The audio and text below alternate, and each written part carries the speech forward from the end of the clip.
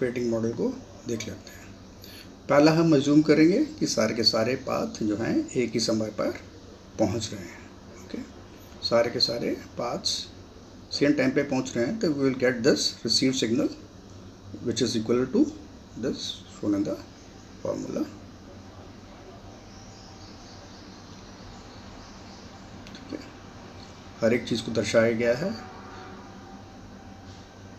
Narrow band signal क्या होता है? It is superposition of each path with own amplitude, delay and phase.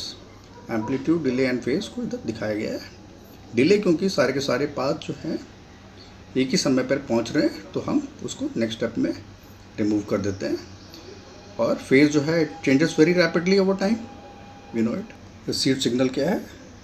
Superposition है each of paths, each with own delay, amplitude and phase varies very quickly.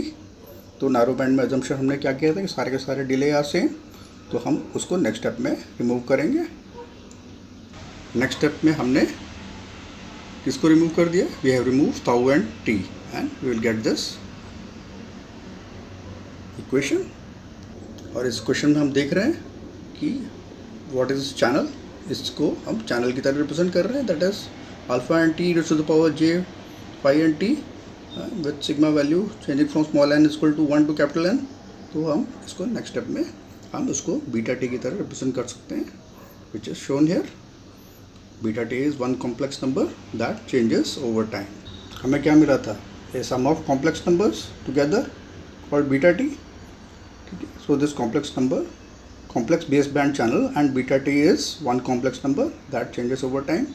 और हमारे पास n की value बड़ी large है, तो हम क्या करेंगे? लॉ ऑफ लार्ज नंबर्स को इन्वोक करेंगे और हमें क्या मिलेगा? Gaussian random variable, which will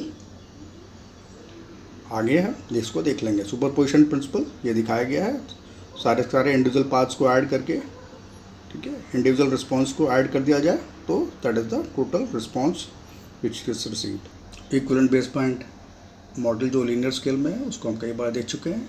left side is input and right side is output, और आउटपुट पावर जो है उसको हम ग्राफ बनाएंगे तो हमें इस तरीके से मिलेगा। Distance is shown with few metres, there are lot of fluctuations, you know, थोड़ा सा भी डिस्टेंस मूव करेंगे तो बहुत ज़्यादा फ्लक्चुएशंस होंगे, बहुत ज़्यादा वेरिएशंस होंगे ड्यू टू फेडिंग, है ना। एंड देन आउटपुट भी कुछ इस तरह से दिखाई देगा। ये सारे फ्लक्चुएशन किस लिए होंगे? Due to path loss and shortening. Rapid fluctuations हम देख रहे हैं पावर का शॉर्ट डिस्टेंस। आउटपुट पावर हमें ग्राफ में दिखाई गई है। शॉर्ट डिस्टेंस पे बस पावर फ्लक्चुएशन बड़े रैपिड होते हैं, and this is due to fading effect, and this average value at output is due to path loss और शैडोइंग। जो एवरेज वैल्यू हमें पाथ लॉस शैडोइंग के कारण मिल रही है, equal to 0 decibel level due to path loss and, और एक तकरीबन 0 डेसिबल लेवल पे ही पहुंच रहा है। Variations, path loss, shadowing and variation due to fading, इसको हम बीटा टी बोलते हैं। So will concentrate on beta t no, that is expected power of beta t should be power due to path loss और shadowing. Okay, amplitudes beta t square will be path loss and shadowing का। Shadowing decibel domain has, decibel domain में इसको हम Gaussian distribution बोलते हैं, और linear scale में इसे हम लॉग नॉर्मल रैंडम वेरिएबल बोलते हैं। तो मीन पावर, ये स्टैटिस्टिक्स का मॉडल की स्टैटिस्टिक्स को हम देख रहे हैं। Mean power determined by path loss और शॉर्टनिंग। तो expected power of beta t क्या हो जाएगा?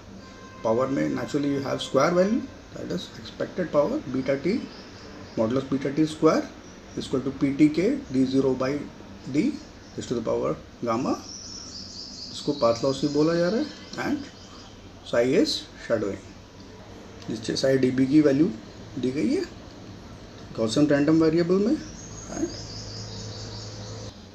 डी बी डोमेन में गॉसियन डिस्ट्रीब्यूशन है, और लीनियर स्केल में लॉग रैंडम वेरिएबल है। डिस्ट्रीब्यूशन इसके दो तरीके के हैं, that is Rayleigh distribution and Rician distribution.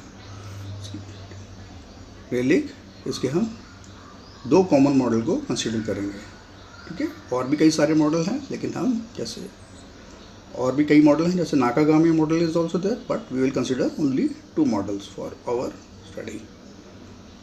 Distribution क्या है कि हाउ कैसे हम जनरेट कर सकते हैं चैनल बाय सैंपल से चैनल को कैसे जनरेट किया जा सकता है। ऑटो कोरिलेशन में हम जेक्स मॉडल को देखेंगे।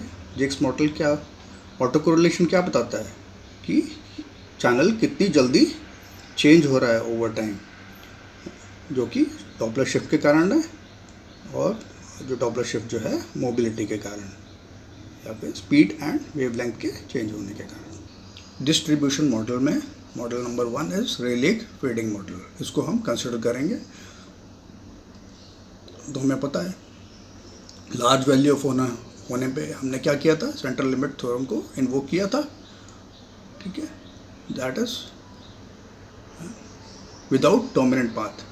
रेलिग मॉडल में क्या होता है, कोई डोमिनेंट पाथ नहीं, there is no line of sight, सारे के सारे जो है रिफ्लेक्शन से, ट्रांसमीटर से निकले हुआ सिग्नल रिफ्लेक्शंस के कारण रिसीवर में पहुंच रहा है। डोमिनेंट पाथ को हम नेग्लेक्ट कर रहे हैं, तो there is no dominant path, उसको हम कंसिडर नहीं कर रहे हैं। तो we get this formula R beta T, and how beta T is complex Gaussian, you can see, with mean sigma and variance sigma square IID. So complex Gaussian is shown by beta t is equal to complex Gaussian 0 and 2 sigma square.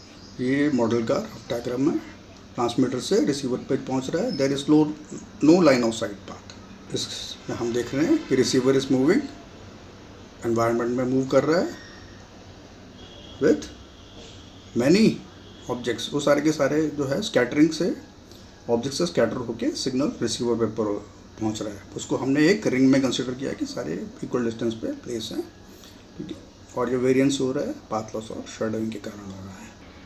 तो हमने ये चीज़ें consider करी थी, large number of objects, scattering objects हैं, तो हमने central limit theorem को लगाया था, जिसमें कि कोई भी डोमिनेंट पाथ नहीं है, या फिर